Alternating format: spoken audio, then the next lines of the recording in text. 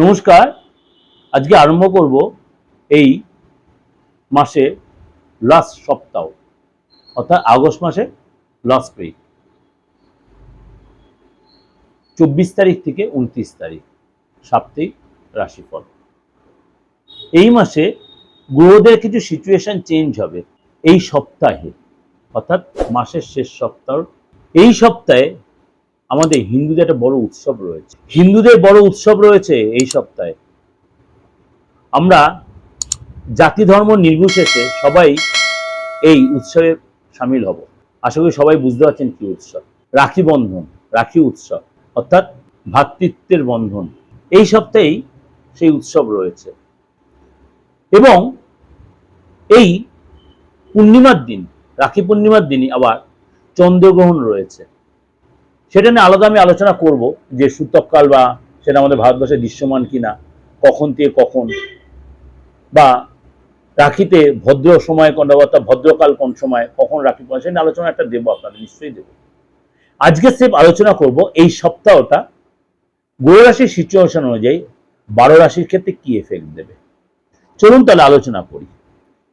অর্থাৎ এই সপ্তাহে 20 আগস্ট অলরেডি হয়ে গেছে, অর্থাৎ লাস্ট সপ্তাহে শনি মীন রাশিতেই বক্রিয়, সেটা আপনাদের কাছে প্রোগ্রাম কিন্তু অলরেডি প্রেজেন্ট করেছি। সেটা লাস্ট উইকে হয়ে গেছে, তার এফেক্টটা তো দেবেই। এবং 22 আগস্ট এটাও হয়ে গেছে, তার এফেক্টটাও দেবে। 22 আগস্ট বুধ কর্কট রাশি থেকে ছেড়ে সিংহ রাশিতে গিয়ে ত্রিগোই যোগ তৈরি করছে। আমরা আলোচনা করব কিন্তু 24 তারিখ থেকে, অর্থাৎ এই এফেক্টগুলো পাবেন। এবং সূর্য রয়েছে তার নিজ রাশিতেই, অর্থাৎ সঙ্গে ত্রিগোই যোগ তৈরি হচ্ছে, বুধায়িত্ব যোগ তৈরি হচ্ছে। এবং চন্দ্র ধনু, মকর, কুম্ভ এই 3 রাশির মধ্যে আপনার মুভ করবে সোয়া 2 দিন অন্তর। এবং যেটা আপনাদের কাছে বললাম 28 তারিখ আংশিক চন্দ্রগ্রহণ থাকবে। সুতরাং এটা এই যে গ্রহ রাশির সিচুয়েশনটা বা চন্দ্র রাশি বা চন্দ্রের যে মুভমেন্ট, সেটা আপনার ক্ষেত্রে কি প্রভাব বিস্তার করবে। কারণ আপনি যে রাশির লোক হন, বিগত যে সপ্তাহগুলো আপনার কেমন গেছে, এই সপ্তাহে তার চেয়ে একটু বেটার যাবে, সেটা যে আপনি অধীরাগ্রহ রয়েছেন। কেউ বলছে আমার তো ডেট অফ বার্থ নেই, তাহলে দাদা আমি জানবো কি করে? আমি তো আপনাদের বারবারই বলেছি, হাতটা দেখে আপনি একদম পুঙ্খানু বিচারটা পেয়ে যাবেন, আপনার রাশি লগ্ন জানতে পারবেন।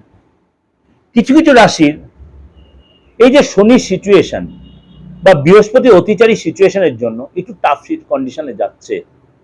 বৃহস্পতি এই মুহূর্তে অতিচারী সিচুয়েশন, তার উচ্চ রাশিতে থাকলেও বৃহস্পতি অতিচারী সিচুয়েশনে রয়েছে। 31 অক্টোবর পর্যন্ত বৃহস্পতি কিন্তু কর্ক রাশিতেই থাকবে, তারপর সেটা সিংহ রাশিতে গমন করবে। সুতরাং এই সময়টা অবধি কিন্তু প্রত্যেক রাশির জন্য একটু সতর্কতা অবলম্বন করতে হবে, বেশিরভাগ মেজর রাশির জন্য। তাহলে আপনার রাশি তার মধ্যে কি পড়ছে? তাহলে তো আজকে প্রোগ্রামটা পুরোটাই আপনাকে স্কিপ না করে ভালো করে শুনতে হবে। চলুন তাহলে আলোচনা করি। বৃষ রাশির এই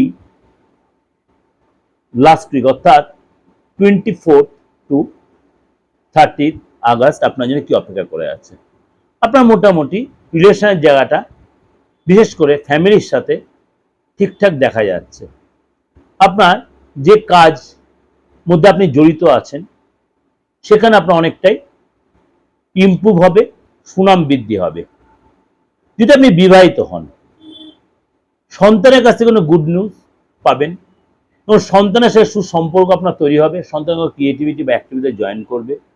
ভাগ্যের সাপোর্ট আপনি পেলেও একটু কম পাবেন, যে আপনি যতটা এক্সপেক্ট করছেন ততটা আপনার সাপোর্ট নাও দিতে পারে। এবং বিদ্যার্থী যারা পড়াশোনা আপনার মন বসবে এবং কম্পিটিটিভ এক্সামে সাকসেস পাবেন। মায়ের শরীর স্বাস্থ্য আগের চেয়ে বেটার হবে। আপনার জীবনসাথী শরীর স্বাস্থ্য আগের চেয়ে অনেকটাই বেটার থাকবে। যদি আপনি অবিবাহিত হন, বিয়ের যোগাযোগ তৈরি হবে, নতুন করে রিলেশন আসতে পারে, নতুন করে চাকরির অফার আসতে পারে।